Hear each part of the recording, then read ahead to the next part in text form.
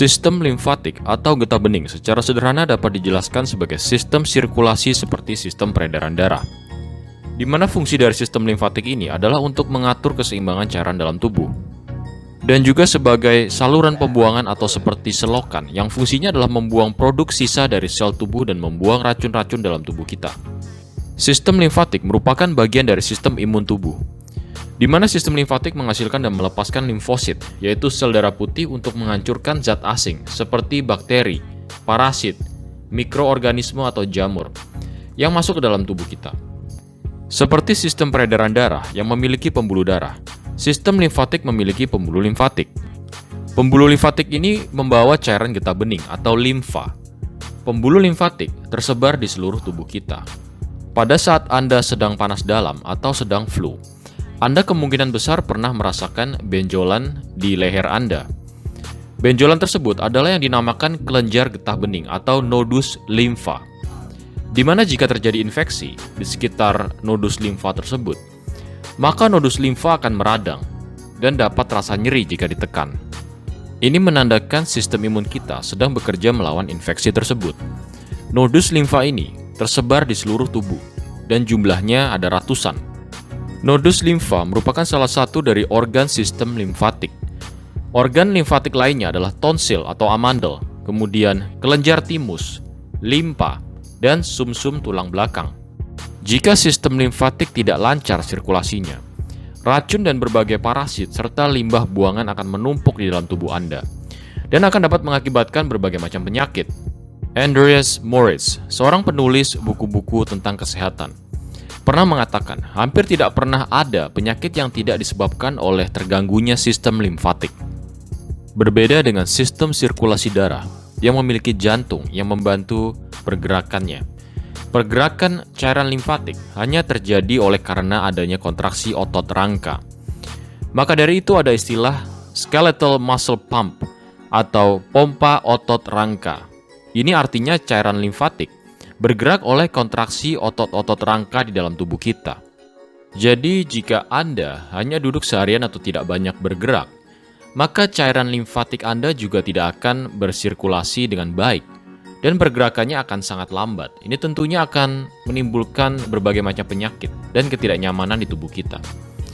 Berolahraga dapat meningkatkan jumlah sirkulasi cairan limfatik 5-15 kali lebih besar dibandingkan jika tubuh kita dalam kondisi kurang bergerak atau sedentari. Maka dari itu, janganlah heran jika banyak para pekerja kantoran yang setiap hari dapat duduk belasan jam setiap harinya dan tidak melakukan aktivitas fisik dalam jumlah yang cukup. Maka kesehatannya sudah pasti akan terganggu, imun tubuh terganggu, dan banyak penyakit yang menanti. Maka dari itu, penting sekali untuk kita rajin berolahraga dan juga melakukan latihan beban yang mengkontraksikan otot rangka di seluruh tubuh kita agar dapat mengoptimalkan pergerakan sistem limfatik. Jika Anda orang yang super sibuk dan tidak memiliki waktu yang cukup untuk berolahraga, setidaknya berjalan kaki selama minimal 30 menit sehari akan dapat berdampak positif pada kerja limfatik tubuh kita. Selain berolahraga dan melakukan latihan beban, kita juga harus melakukan gerakan peregangan otot secara rutin. Seperti misalnya gerakan-gerakan stretching atau gerakan-gerakan yoga yang sederhana. Karena otot yang kaku tidak dapat berkontraksi dengan optimal. Dan sebagai akibatnya jika pompa otot skeletal kita tidak dapat berkontraksi dengan baik, maka kelancaran sirkulasi sistem limfatik kita juga pasti akan terganggu. Berkeringat akan sangat membantu kelancaran sistem limfatik. Maka dari itu sauna dapat membantu kelancaran sirkulasi sistem limfatik kita secara signifikan. Jika memungkinkan, lakukan sauna sebanyak 1-2 kali dalam 1 minggu.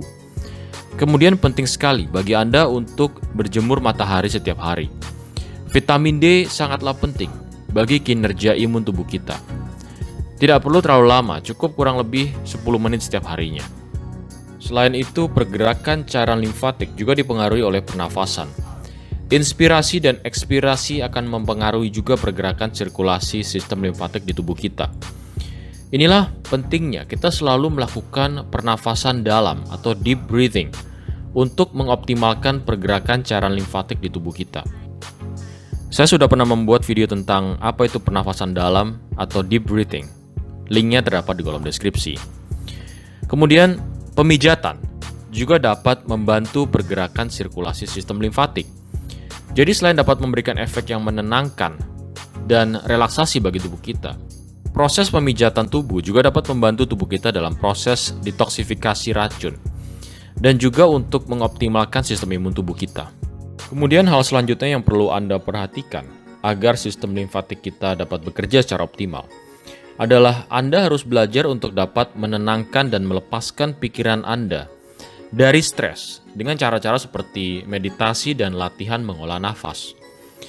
Saat dalam kondisi stres, tubuh kita akan menghasilkan hormon kortisol, di mana hormon kortisol ini bersifat acidic atau bersifat asam dan dapat mengakibatkan kerusakan pada sistem limfatik kita, membuatnya tidak dapat bekerja dengan baik dan menurunkan sistem imun tubuh kita. Kebanyakan orang yang hidup di era modern bernafas pendek-pendek dan sering, yaitu sekitar 12-18 siklus nafas per menit, atau mungkin bahkan lebih, di mana hal ini akan mengaktifkan sistem saraf simpatik kita dan membuat kita selalu dalam keadaan yang tegang dan stres. Untuk mengatasinya, kita harus membiasakan secara mindful, melatih untuk bernafas panjang dan dalam. Jumlah siklus nafas yang baik adalah sekitar 6 siklus nafas per menitnya. Nafas yang panjang dan dalam akan mengaktifkan sistem parasimpatik kita, dan kita dapat mengoptimalkan sistem imun dan juga perbaikan atau regenerasi sel-sel di tubuh kita. Kemudian penting sekali untuk kita mengkonsumsi diet yang anti-inflamatori atau anti peradangan.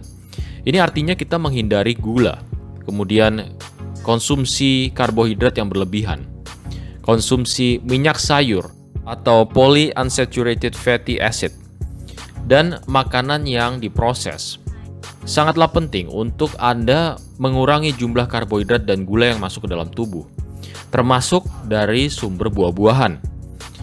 Saat kita mengkonsumsi banyak gula dan karbohidrat, tubuh kita akan berada pada keadaan asam. Sebagai contohnya, coba Anda banyak konsumsi gula. Pasti kelamaan Anda akan merasakan mulut Anda terasa asam. Kondisi asam pada tubuh inilah yang akan menimbulkan inflamasi atau peradangan. Kemudian terjadi kerusakan sel, banyak penyakit, dan rasa sakit pada tubuh kita. Otot-otot di tubuh kita terasa kaku, sendi-sendi dan tulang terasa ngilu. Inilah gejala-gejala yang terjadi jika tubuh kita sedang mengalami peradangan atau inflamasi. Di mana pada kondisi inflamasi ini dapat menyebabkan kerusakan pada sistem limfatik dan membuatnya tidak dapat bekerja dengan baik. Minimalkan atau sesuaikan konsumsi karbohidrat dan gula sesuai dengan aktivitas fisik kita. Jika kita tidak banyak menggunakan otot kita untuk beraktivitas, maka jumlah karbohidrat yang dikonsumsi haruslah seminimal mungkin.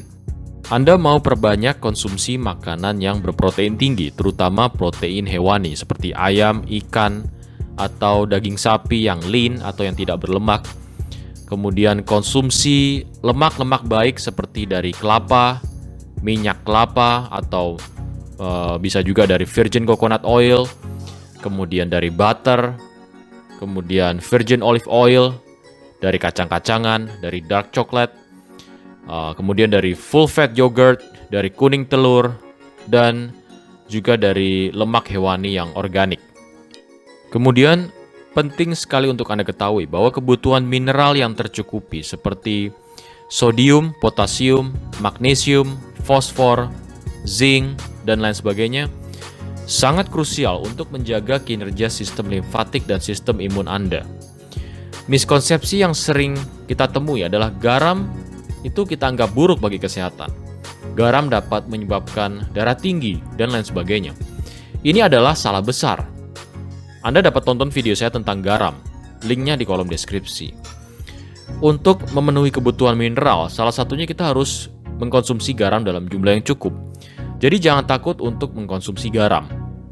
Karena garam sangat berperan penting dalam sistem pencernaan dan juga untuk menjaga kinerja sistem saraf kita. Berbagai macam mineral ini dapat kita dapatkan dari mengkonsumsi buah-buahan dalam jumlah yang cukup, sayur-sayuran, kemudian makanan berprotein tinggi terutama protein hewani, kemudian dari kaldu tulang atau bone broth, dan kacang-kacangan.